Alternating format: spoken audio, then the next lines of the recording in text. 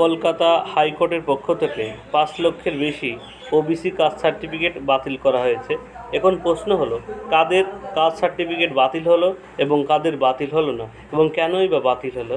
আজকের ভিডিওর মাধ্যমে দেখাবো কোন কোন ওবিসি ক্যাটাগরির লোকদের কাস্ট সার্টিফিকেট বাতিল হয়ে গেল এবং কাদের ওবিসি কাস্ট সার্টিফিকেট বাতিল হলো না, এবং কী কারণে বাতিল হলো, এবং বাতিল হওয়ার পর তারা কিভাবে আবেদন করলে আবার ওবিসি কাস্ট সার্টিফিকেট পাবেন। চলুন ভিডিওটি প্রথম থেকে শেষ পর্যন্ত আপনারা সঙ্গে থাকুন এবং চ্যানেলে নতুন ভিজিট করলে অবশ্যই চ্যানেলকে সাবস্ক্রাইব করুন। কেন বাতিল হলো ৫ লক্ষ ওবিসি সার্টিফিকেট, চলুন এবার একটু দেখে নিই। বলছে, এদিন বুধবার কলকাতা হাইকোর্টের তরফে বিপুল সংখ্যক ওবিসি সার্টিফিকেট বাতিল হলো। কলকাতা হাইকোর্টের বিচারপতি তপব্রত চক্রবর্তী এবং বিচারপতি রাজশেখর মান্থা প্রায় ৫ লক্ষ ওবিসি সার্টিফিকেট বাতিলের রায় দিয়েছেন। হাইকোর্টের রায়ের পর স্বাভাবিকভাবে প্রশ্ন উঠেছে, কেন হঠাৎ করে এত সংখ্যক ওবিসি সার্টিফিকেট বাতিল করল উচ্চ আদালত। সংশ্লিষ্ট বিষয়ে হাইকোর্টের তরফে বিবৃতি দেওয়া হয়েছে। এ বিষয়ে হাইকোর্টের পর্যবেক্ষণ ২০১০ সালের পর থেকে জারি হওয়া ওবিসি সার্টিফিকেটগুলি সঠিক আইন মেনে বানানো হয়নি। এর ভালো করে শুনবেন, এখানে বলছে সঠিক আইন মেনে বানানো হয়নি। তাই ২০১০ সালের পর থেকে যে সমস্ত ওবিসি সার্টিফিকেট ইস্যু হয়েছে সেগুলো সরাসরি বাতিল করে দিয়েছে উচ্চ আদালত, যার মধ্যে নাম উঠেছে ৫ লক্ষ প্রার্থীর সার্টিফিকেট। অর্থাৎ ২০১০ সালের পর যেসব ওবিসি কাস্ট সার্টিফিকেট দেওয়া হয়েছে তারা কিন্তু সঠিক মেনে বা সঠিক কাগজপাতি দিয়ে তারা কিন্তু সার্টিফিকেটটা দেয়নি সরকারের পক্ষ থেকে, যার জন্যই কিন্তু ওবিসি কাস্ট সার্টিফিকেট আদালতের পক্ষ থেকে বাতিল করে দেওয়া হয়েছে।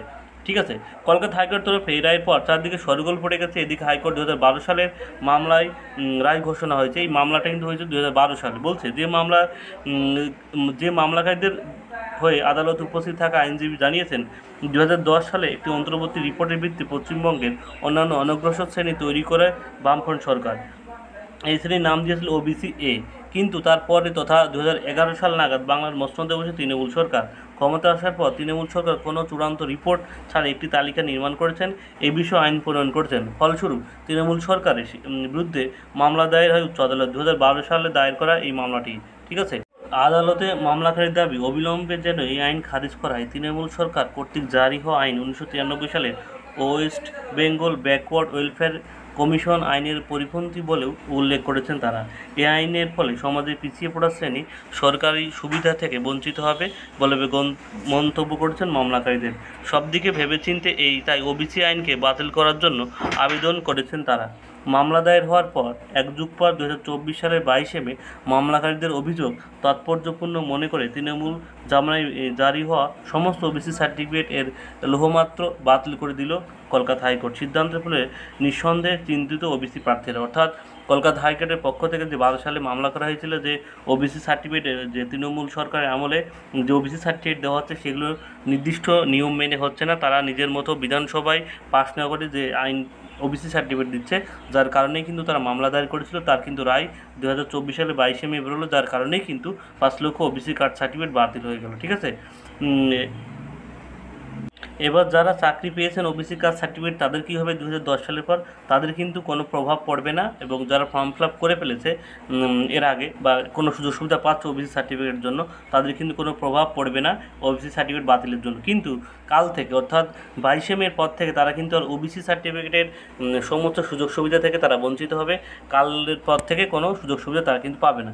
এবার থেকে ওবিসি সার্টিফিকেট কীভাবে নির্ধারিত হবে? বলছে, এদিন হাইকোর্টের তরফে জানা হয় ৫ লক্ষ ওবিসি সার্টিফিকেট বাতিল হওয়া ঠিকই, তবে এবার থেকে কারা ওবিসি হবেন তা নির্ধারণ করবে নির্দিষ্ট প্রক্রিয়া অনুযায়ী আইন মেনে। ঠিক আছে, West Bengal backward class welfare কমিশনের নির্ধারিত করতে হবে ওবিসি তালিকা, আর তারপর সেই তালিকা পৌঁছে যাবে রাজ্যের আইনসভা বা বিধানসভায়। শেষমেশ বিধানসভা যাদের নাম অনুমোদন করবে তারাই রাজ্যের ওবিসি প্রার্থী হিসেবে গণ্য হবে। নির্দিষ্ট আইন মেনে এরপর সার্টিফিকেট পাবেন তারা। অর্থাৎ এখন থেকে কিন্তু আর আগের মতো নয়, নতুন আইন মেনে, বিধানসভার নতুন আইন মেনে ওবিসি সার্টিফিকেট কিন্তু ওবিসি যারা সম্প্রদায় আছে তারা কিন্তু নির্দিষ্ট নিয়ম মেনে কিন্তু ওবিসি সম্প্রদায় তারা কিন্তু কাস্ট সার্টিফিকেট পাবেন। ঠিক আছে, এবার চলুন দেখি ২০১০ সালের পর কোন কোন সম্প্রদায়কে বা কোন কোন সাবকাস্টকে আমাদের ইনক্লুড করা হয়েছিল ওবিসি কাস্ট সার্টিফিকেটের মধ্যে।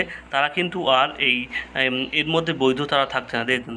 এখানে দেখছেন ২০১৩ সালে কিন্তু এখানে ইনক্লুড করা হয়েছিল। দেখতে পাচ্ছেন যে এখানে যাদের নামগুলো দেখতে পাচ্ছেন তারা কিন্তু ঘোরামি, গোলজার, ঠিক আছে, হালছানা, তারপরে দেখতে পাচ্ছেন এখানে হাওলাদার, ঠিক আছে, তারা কিন্তু আর ওবিসির মধ্যে ক্যাটাগরির মধ্যে পড়ছে না। 2010 সালে এই সম্প্রদায়গুলো, এই সাবকাস্টগুলো কিন্তু অন্তর্ভুক্ত হয়েছিল, ঠিক আছে।